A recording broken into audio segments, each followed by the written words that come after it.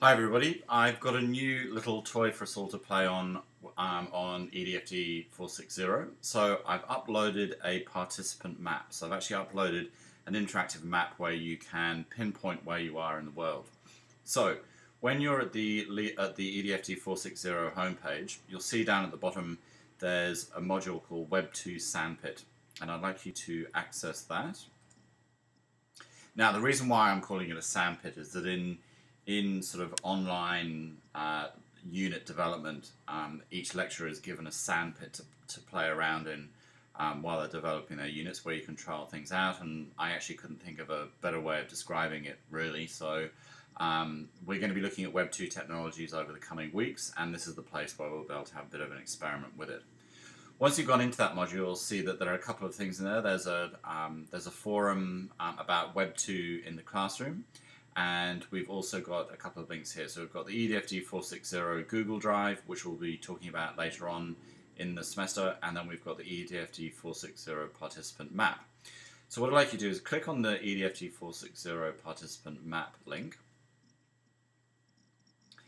and it'll bring up literally a map of the world. Now, I'd like you to keep your browser window as large as you can. You'll see in the right hand corner here we've got an advert where it actually says become a counselor on this particular time.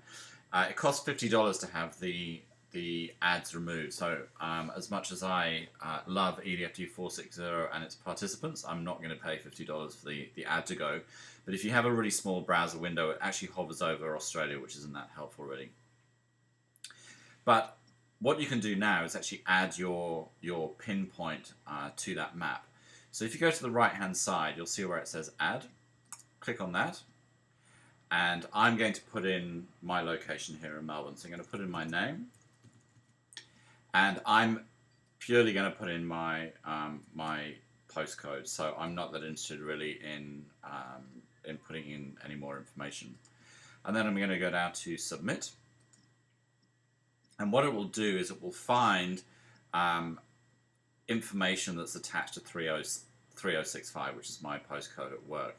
Bear in mind that this is a global map. It will take a bit of time to actually find it. But if I now click on Show Me More, it's got Victoria, and I'm just going to select that. And that's now sort of putting that information in, and it's given me a latitude and a longitude. I'm then going to click on Submit. And that's the URL that it generates. I'm going to click on OK.